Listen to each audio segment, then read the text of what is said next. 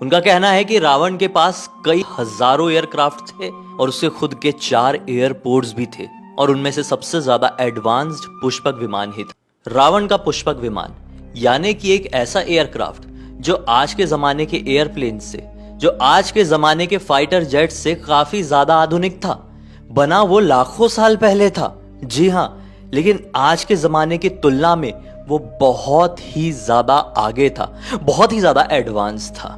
जिन लोगों को पुष्पक विमान के बारे में नहीं मालूम होगा उन लोगों को थोड़ा शॉर्टकट में समझा देते हैं। पुष्पक विमान भाई एक ऐसा विमान था जिसकी मदद से रावण ने माता सीता का हरण किया था। यहाँ पर इसका काफी ज्यादा डिटेल में जिक्र मिलता है। वो माता सीता को उनकी कुटिया से हर के अपनी लंका में इसी विमान की मदद से ले गया था। रास्ते में जटायु जी ने उसे देखा था, रोकने की भी बहुत कोशिश किए थे, लेकिन पुष्पक विमान में उड़ रहा रावण जटायु जी से थोड़ा शक्तिशाली साबित हुआ और यहाँ पर माता सीता की रक्षा करते हुए जटायु जी को अपने प्राण गंवाना पड़ा। और ये जो सारी घटना हुई इसमें सबसे बड़ा हाथ देखा जाए तो पुष्पक विमान का ही था। पुष्पक विमान कहा जाता है कि इतना ज्यादा आधुनिक था कि उसका आकार अपने हिसाब से बड़ा छोटा किया जा सकता था। उसे मन की गति से चलाया जा सकता था, यानी कि चलाने वाला सिर्फ सोचे कि मुझे वहां पर जाना है, पुष्पक विमान वहां पर पहुंच जाएगा। पुष्पक विमान की मदद से केवल इस पृथ्वी में, इस दुनिया में ही नहीं घूमा जा सकता था, बल्कि दूसरे आयाम यानी कि दूसरे डायमेंशन में भी बहुत ही कम समय में पहुंचा जा सकता था। जी हाँ, यानी कि जो मल्टीवर्स का जिक्र है वो यहाँ पर भी हमें मिलता है। वो इतना ज्यादा आधुनिक था कि उसमें तरह तरह के हथियार, औजार और उपकरण भी लगे हुए थे जिसकी मदद से विमान से ही युद्ध किया जा सकता था।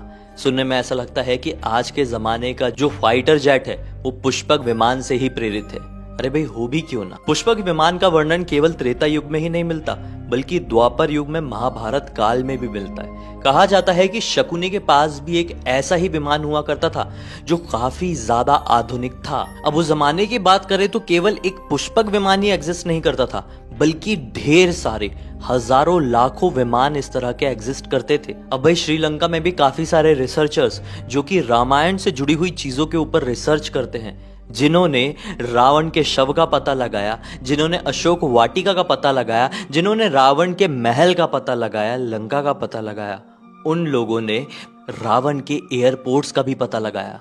उनका कहना है कि रावण के पास कई हजारों एयरक्राफ्ट थे और उसके खुद के 4 एयरपोर्ट्स भी थे और उनमें से सबसे ज्यादा एडवांस्ड पुष्पक विमान ही था। लेकिन ये पुष्पक विमान शुरू से ही रावण के पास नहीं था। इसकी हिस्ट्री कुछ ऐसी है कि इसका निर्माण भगवान विश्वकर्मा ने किए थे। भगवान विश्वकर्मा ने इस विमान का निर्माण करके भगवान ब्रह्मा को सौंप दिया था।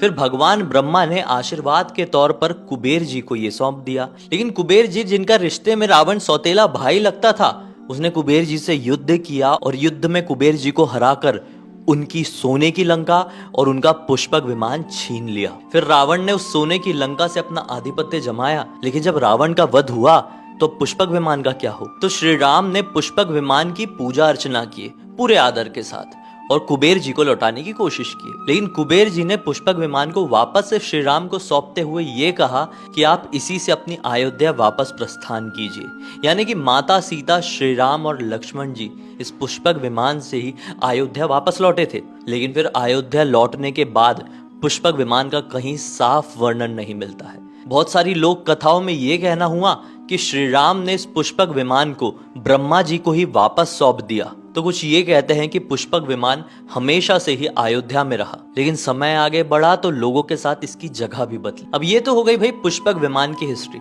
अब थोड़ा आज के जमाने में आ जाते हैं। लादेन का नाम आप लोगों ने बहुत अच्छे से सुना होगा। जब वो जिंदा था ना, तो अमेरिकी सरकार उसके पीछे पड़ी हुई थी। उसे ढूंढना काफी ज्यादा मुश्किल हो गया था।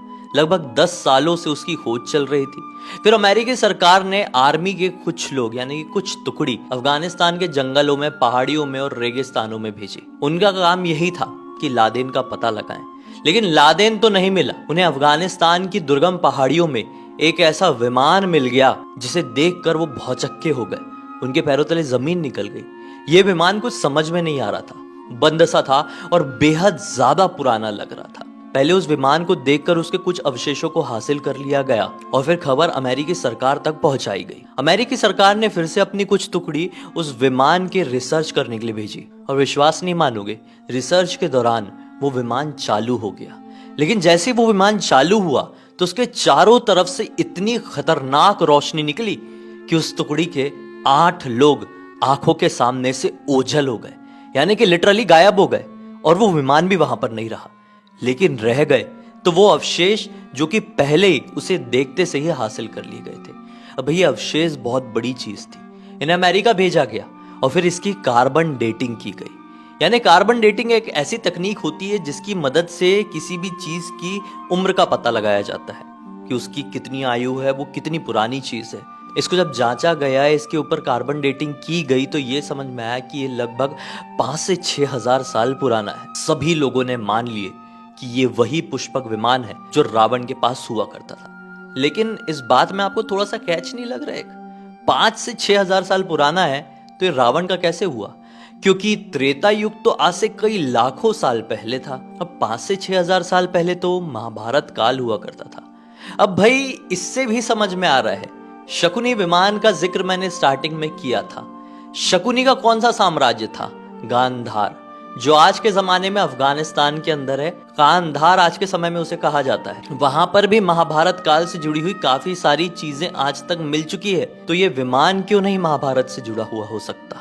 अब भाई शकुनी का अगर वहां पे साम्राज्य था तो शकुनी का विमान भी वहीं पर रहा होगा, जो ऑब्वियसली काफी ज्यादा आधुनिक था। तो वो वैसे ही तो खड़ा नहीं रहेगा, वो एक टाइम लूप में है जिसकी वजह से वो आज तक सुरक्षित है। और जो कोई भी इसके साथ छेड़खानी करने की कोशिश करता है वो अपने उसी टाइम लूप में घूमने लगता है। और ये भी कहा जा सकता है कि उसके साथ छेड़खानी करने वाले भी उसी टाइम लूप में फंस जाते हैं। टाइम लूप का जिक्र केवल इसी विमान से नहीं बल्कि काफी सारी फ्लाइट्स, मलेशियन एयरलाइंस वगैरह, उससे भी समझ में आता है कि ऐसी चीजें एग्जिस्ट करती है। भाई एक ट्रेन भी ऐसी है जो पता नहीं कितने 50-60 साल से कहाँ से चल रही है, कहाँ पे, और अभी भी वो चली ही जा रही है। वो टाइम लूप में फंस चुकी है। एक्चुअली इसके ऊपर भी एक मिस्ट्री पे वीडियो में बना चुका हूँ, वो तो अलग ही टॉपिक है। लेकिन अभी के लिए हम बात करें तो पुष्पक विमान तो इस दुनिया में अभी भी मौजूद है, लेकिन कौन से डायमेंशन में, कौन से आयाम में, ये नहीं पता।